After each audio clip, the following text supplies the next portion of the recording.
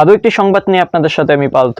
খোয়াইয়ে আধুনিক মোটর স্ট্যান্ডের উদ্বোধন। মুখ্যমন্ত্রীর ভার্চুয়াল প্রোগ্রামে উদ্বোধন সম্পন্ন। নির্মিত ইন্টিগ্রেটেড পার্কিং কমপ্লেক্স, যাত্রী ও চালকদের জন্য ক্যাফেটেরিয়া, বিশ্রামাগার ও টিকিট কাউন্টারের উদ্বোধন করেন মুখ্যমন্ত্রী সহ অন্যান্যরা। খোয়াইয়ে একটি অত্যাধুনিক মানের সর্বোত্তম সুবিধাযুক্ত বাস স্ট্যান্ড নির্মিত হয়।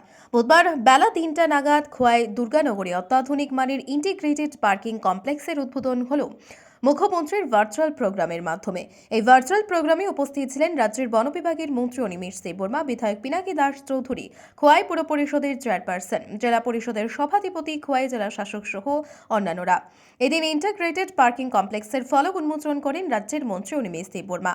খোয়াই পৌর পরিষদের পরিকল্পনায় নগর উন্নয়ন দপ্তরের অর্থান্বয়ে খোয়াই জেলা শহরের দুর্গানগরে খোয়াই আশ্রামবাড়ি সড়কের পাশে নির্মিত হয়েছে আধুনিক মানের মোটর স্ট্যান্ডের ইন্টিগ্রেটেড পার্কিং কমপ্লেক্স নামে এটি নির্মিত হয়, যার নির্মাণ ব্যয় 4,32,00,000 টাকা। দীর্ঘদিন ধরেই খোয়াই শহরে একটি উন্নত মানের সর্বসুবিধাযুক্ত মোটর স্ট্যান্ড নির্মাণের দাবি জানিয়ে আসছিলেন বিভিন্ন অংশের মানুষ সরকারের কাছে। নিত্যযাত্রী, যানচালক, মোটর শ্রমিক ও যানমালিক সহ বিভিন্ন মহল থেকেই এই দাবি উঠে আসছিল দীর্ঘদিন ধরে। আর এছাড়া খোয়াই শহরে কোনো সময়েই সে ধরনের কোনো ভালো মানের সময়োপযোগী মোটর স্ট্যান্ড গড়ে ওঠেনি। অবশেষে স্থানীয় মানুষের দীর্ঘ লালিত স্বপ্নের বাস্তবায়নের লক্ষ্যে পুর পরিষদের পরিকল্পনায় জেলা শহরের দুর্গানগরী ইন্টিগ্রেটেড পার্কিং কমপ্লেক্স মোটর স্ট্যান্ডের উদ্বোধন হয়। দ্বিতল বিল্ডিং, নতুন মোটর স্ট্যান্ডের বাস ও ছোট গাড়ি সহ অটো টটোরও পার্কিং কমপ্লেক্স রাখার সুবিধা রয়েছে। এছাড়াও যানচালক, মোটর শ্রমিক সহ যাত্রী সাধারণের মোটর বাইক ও বাইসাইকেল রাখারও সংস্থান রাখা হয়েছে এখানে। এছাড়াও রয়েছে যানচালক ও মোটর শ্রমিকদের বিশ্রামাগার, গাড়ির মালিকদের বিশ্রামাগার, অফিস কক্ষ, টিকিট কাউন্টার ও যাত্রীদের প্রতীক্ষালয়ও। শুধু কি তাই, খোয়াইয়ের ইন্টিগ্রেটেড পার্কিং কমপ্লেক্সের মধ্যে রয়েছে ক্যাফেটেরিয়া, কনফারেন্স রুম সহ নাইট শেল্টারও। ক্যাফেটেরিয়ায় মিলবে খাবার, হোটেল। ব্রিজ দিয়ে এই দিক দিয়ে কতদিন হাঁটাহাঁটি করলাম। বিশ্বকর্মা পূজার সময় এগুলো আমরা 5 বার 6 বার করে হাঁটতাম, এবং এই জায়গায় আজকে এত সুন্দর একটা ইন্টিগ্রেটেড পার্কিং প্লেস হবে, এটা আমার কল্পনারও বাইরে। এটা আমাদের শুধু, আমরা এটা বললেই হবে না যে আমাদের স্বপ্ন আজকে বাস্তবায়িত হলো।